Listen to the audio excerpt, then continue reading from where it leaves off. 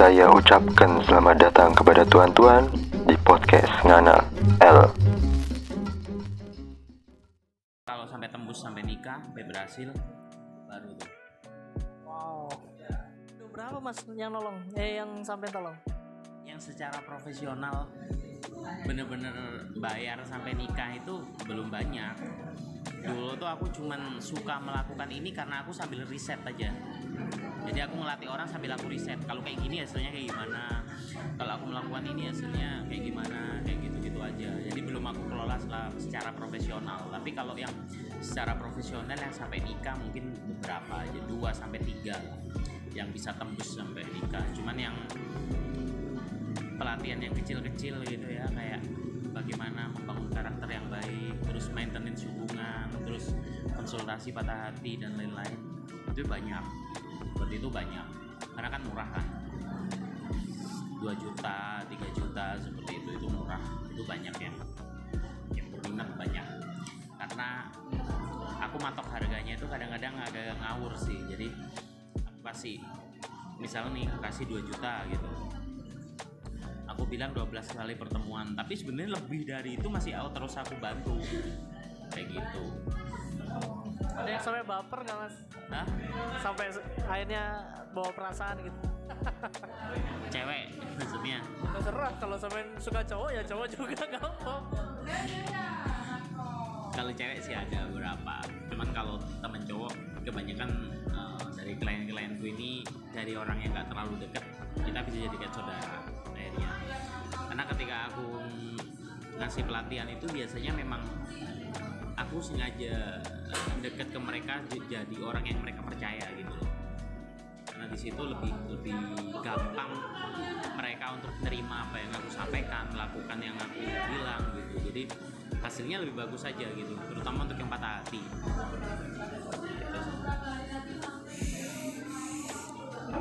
Menarik ya? Asik-asik. Ada yang sampai dari luar kota? Luar kota belum pernah. Aku hampir semua klienku orang Malang.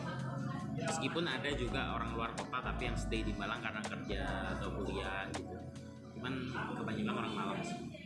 Ini sampean ada produknya nggak sih?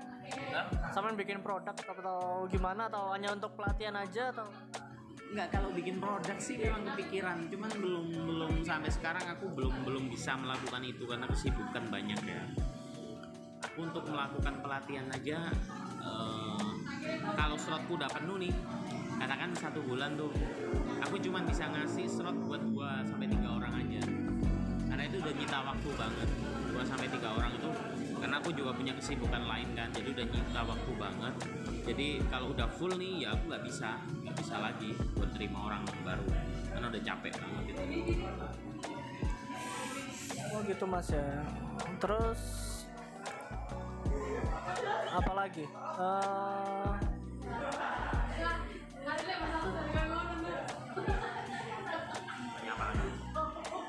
Percintaan, kenapa kok akhirnya menjadi suatu komoditas yang seksi gitu mas? Menurut sampean bisa survive gak? Yang usaha yang sampean lakukan sekarang dulu, kira-kira bisa continue gak? Jadi gini, mau sampai kapanpun yang namanya hubungan relationship itu adalah kebutuhan buat manusia, ya kan? Kebutuhan untuk dicintai, kebutuhan untuk dimengerti, kebutuhan untuk punya orang yang dia sayang, itu sampai kapanpun akan menjadi salah satu kebutuhan primer buat manusia, ya kan? Nah, masalahnya adalah semakin berkembangnya zaman,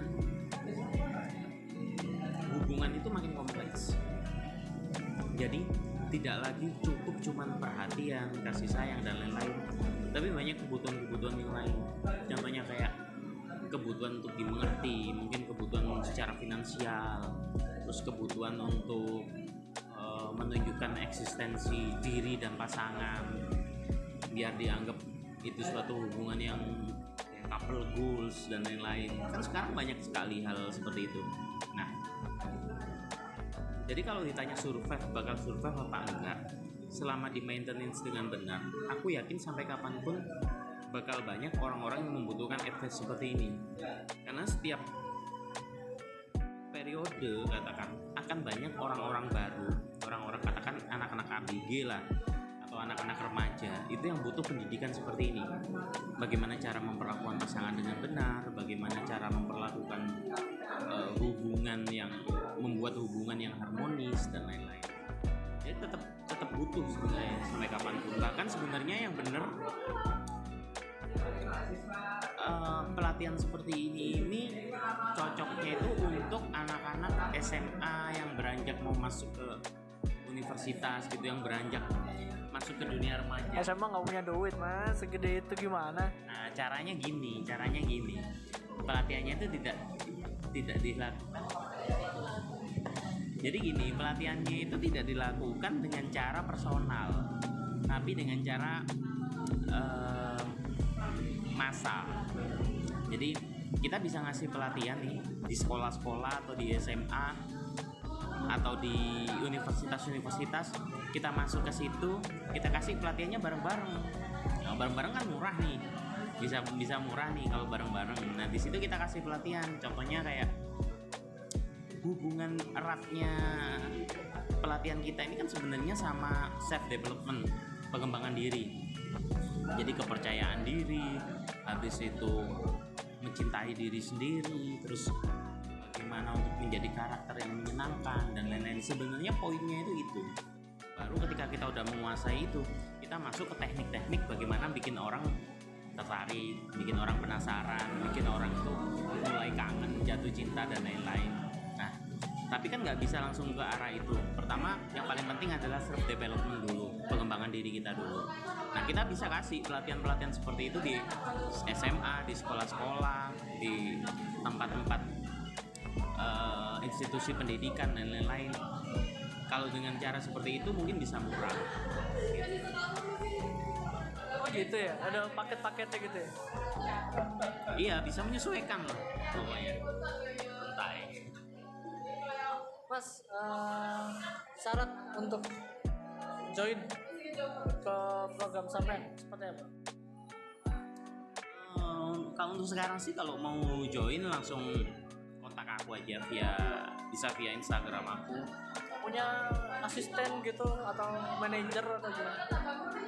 Sekarang nggak ada, semuanya aku handle sendiri. Jadi bisa langsung kontak aku. Kalau mau langsung DM bisa langsung DM ke @Ray_Demarco atau kalian bisa lihat beberapa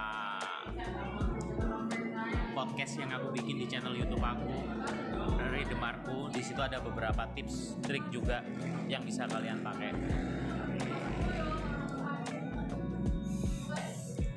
Terakhir mungkin apa? Sampean mau nutup dengan apa?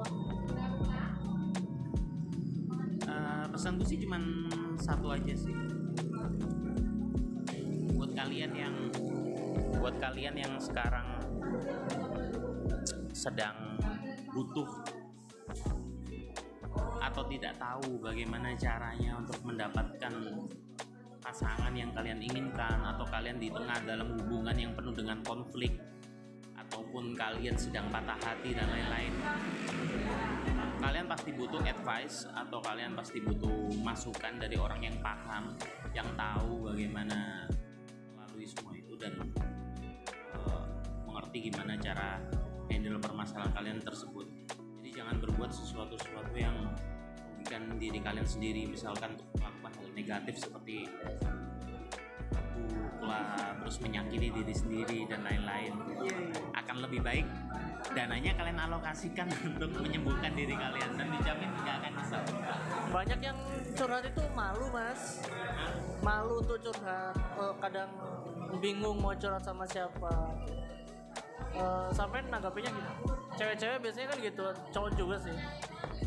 Jadi aku tuh selalu berusaha untuk menjaga privasi klienku gitu loh. Aku nggak pernah nge-share mereka di media sosial atau gimana hanya untuk promosi dan lain-lain. Karena aku tahu itu menyangkut, apalagi cowok ya, ketika mereka ada masalah dalam hubungan tuh, itu menyangkut ego mereka kan. Jadi itu memang nggak boleh untuk di-share atau membuka apa permasalahan mereka ke publik. Jadi aku rasa aman sih, nggak perlu takut untuk cerita ataupun membuka masalah kalian, karena tujuan kalian kan ingin menyelesaikan. Kalau kalian nggak minta pendapat ke ahlinya, ya nggak bakal selesai. Itu aja sih. Terakhir mas, terakhir banget, pandemi seperti apa?